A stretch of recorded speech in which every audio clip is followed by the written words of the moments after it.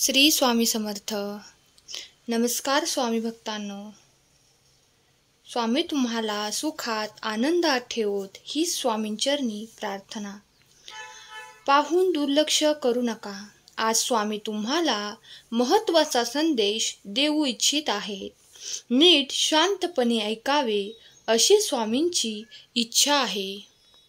स्वामी म्हणतात, कोणावरही डोळे झाकून विश्वास ठेवू नका.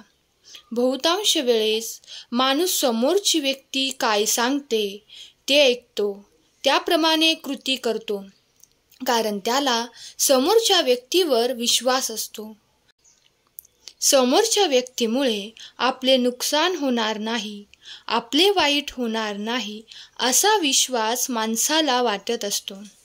मात्र काही प्रसंगात एखाद्या व्यक्तीवर आंधळा विश्वास ठेवल्यामुळे नसत्या मनस्तापाला सामोरे जावे लागते. अशाच एका प्रसंगात स्वामी समर्थ महाराजांनी कोणावरही आंधळा विश्वास ठेवू नका याची शिकवण दिली आहे. स्वामी समर्थ महाराजांची शिकवण, उपदेश, बोध कालातीत असून ते समाजासाठी नेहमी उपयुक्त ठरत असतात. स्वामी आसनस्थ झालेले असताना स्वामी चोळप्पांना म्हणतात की जसा राजा तशी प्रजा. राजाला सुद्धा कळत नाही कुणावर विश्वास ठेवावा. तिकडे राजा खंडेराव, त्याच्या कारभारी दाजीबा यांना इंग्रज अटक करतात. दाजीबाचा स्वभाव फार कठोर असल्यामुळे तो इंग्रजांशी उंबरटपणे वागतो. राजा खंडेराव जमीन आणि दंड भरून दाजीबाला सोडवून आणतात. एवढेच नव्हे तर त्याला मुख्य कारभारी नियुक्त करतात. न्यायनिवाडा दाजीबाच्या हातात दिला जातो. दाजीबा अविवेकाने किरकोळ शुल्क अपराधांसाठी कठोर शिक्षा करतात. स्वामींच्या कानावर दाजीबांची सर्व हकीकत येते. दाजीबा आपल्या कर्माचे फळ भोगणार आणि त्याच्यावर आंधळा विश्वास ठेवणारा राजालाही भोगावे लागणार असे स्वामी सांगतात. गावकरी जाऊन राजाची भेट घेतात आणि राजाला सांगतात की प्रजा सुखी नाही. न्याय पदाधिकारामुळे प्रजा हैराण झालेली आहे. या तक्रारीवर राजा फारसे लक्ष देत नाही. आमचे रयतेवर पूर्णपणे लक्ष आहे. आम्ही योग्यच माणसाची नेमणूक केलेली आहे असे सांगून राजा गावकऱ्यांचे बोलणे फेटाळून लावतो. काही दिवसांनी इंग्रजांच्या संस्थानाच्या जप्तीबाबत राजाला खलिता येतो. राजाला मोठा धक्का बसतो आणि तो स्वामींना शरण जातो. स्वामी राजाची चांगलीच हजेरी घेतात.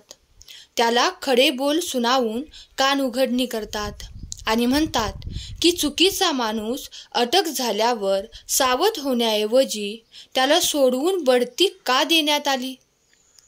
त्याचाच हा परिणाम आहे. प्रजेला खूप सोसावे लागत आहे. दाजीबा स्वामींची क्षमा मागतो.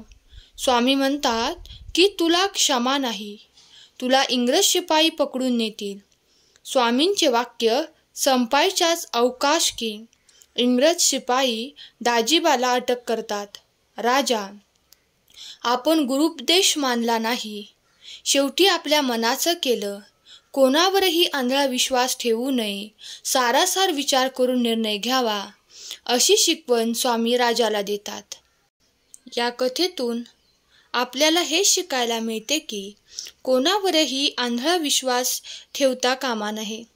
कोणताही निर्णय घेण्यापूर्वी सारासार विचार करणे गरजेचे आहे आणि त्यानंतर योग्य तो निर्णय घेतला पाहिजे. यश मिळत नाही तोपर्यंत प्रयत्न करणे आवश्यक असते. एकदा एका गावामध्ये एक साधू राहत होता. हे साधू जेव्हा जेव्हा नाचायचे तेव्हा पाऊस पडायचा. गावकरी सुद्धा साधूवर खूप खुश होते. जेव्हाही गावकऱ्यांना पाऊस पडावा असे वाटत होते तेव्हा जाऊन साधूला नाचायला सांगायचे आणि साधू नाचताच पाऊस पडायचा. एके दिवशी त्या गावामध्ये 4 तरुण आले. गावकऱ्यांनी त्या तरुणांना चमत्कारी साधूविषयी सांगितले. त्या मुलाला यावर विश्वासच बसत नव्हता. त्यानंतर गावकरी त्या मुलांना घेऊन साधूकडे गेले. साधू समोरही मुलांनी हे अशक्य असल्याचे सांगितले. मुले म्हणाली, आज आम्ही नाचतो, आमच्या नाचण्यानेही पाऊस पडेल. मुलांनी एक एक करून नाचण्यास सुरुवात केली. पहिला मुलगा 10 मिनिटे नाचला, परंतु पाऊस पडला नाही. दुसरा मुलगा अर्धा तास नाचला, तरीही पाऊस पडला नाही. अशा प्रकारे इतर 2 मुलगेही नाचले, परंतु पाऊस पडलाच नाही. आता साधू नाचू लागले, परंतु 2 तास झाले तरीही पाऊस पडला नाही. अशा प्रकारे साधू नाचत नाचत संध्याकाळ झाली आणि अचानक ढग गरजू लागली आणि थोड्याच वेळात पाऊस पडू लागला. हे पाहून मुले अचंबित झाली. मुलांनी या चमत्कारामागचे कारण विचारल्यानंतर साधूने सांगितले की एक तर या गावकऱ्यांचा माझ्यावर अतूट विश्वास आहे आणि माझा देवावर. दुसरे कारण, पाऊस पडत नाही तोपर्यंत मी नाचत राहतो. मग कितीही उशीर झाला तरी मी नाचणे थांबवत नाही. या कथेतून हाच बोध मिळतो की जेव्हा तुम्ही एखादे नवीन काम सुरू करता तेव्हा अनेक वेळा अपयश पदरी पडते. त्या अपयशामुळे काम करण्याचा प्रयत्न बंद करता कामा नये. याउलट काही लोक यश प्राप्त होत नाही तोपर्यंत प्रयत्न करत असतात. अपयशाला घाबरू नका, उलट त्यामधून यशस्वी होण्यासाठी आपण आणखी काय करावे याचा विचार करा आणि स्वतःवर आणि स्वामींवर पूर्ण विश्वास असल्यास काहीही अशक्य नाही. अडचणी आयुष्यात नव्हे तर मनात असतात. ज्या दिवशी मनावर विजय मिळवाल त्या दिवशी आपोआप मार्ग निघेल.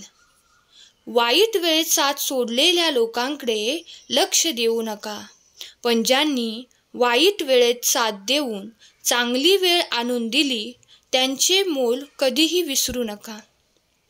स्वामी म्हणतात, जर माझे नाव तुझ्या ओठाशी आहे तर घाबरतो कशाला, मी सदैव तुझ्या पाठीशी आहे. नेहमी शुद्ध अंतःकरण ठेवून नाम घेतले तर भगवंताच्या कृपेचा अनुभव येणारच. नामानेच अंतरंग शुद्ध बनते. नामानेच मन अंतरंगात प्रवेश करून स्थिर बनते.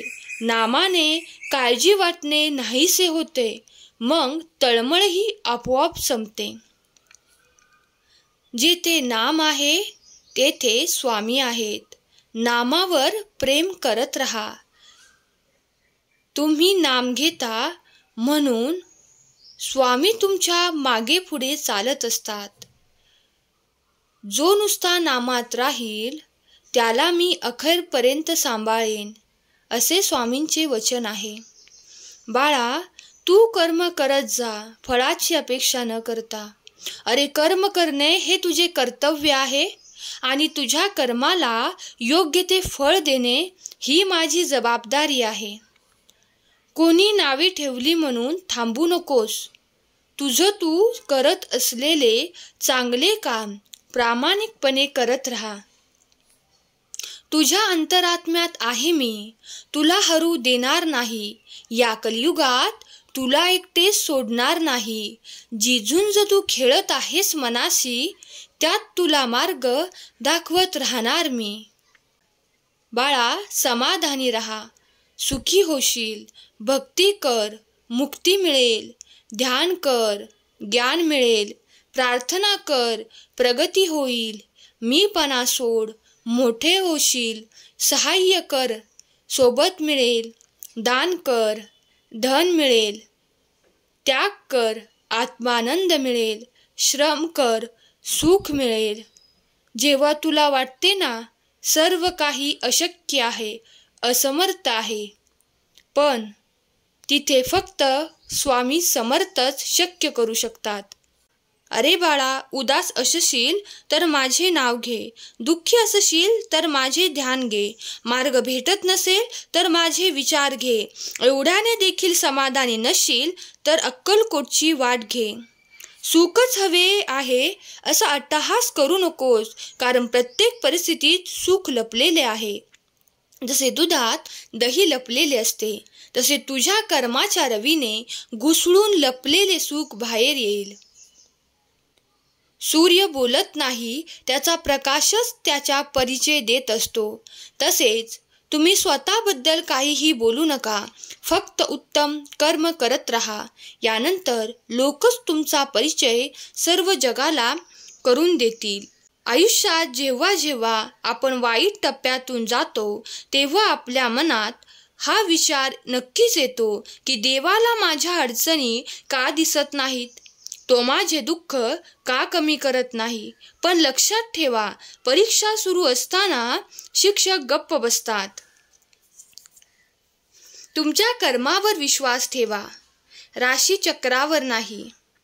आजचा हा परमेश्वरी संदेश आवडला असल्यास श्री स्वामी समर्थ लिहायला विसरू नका. धन्यवाद.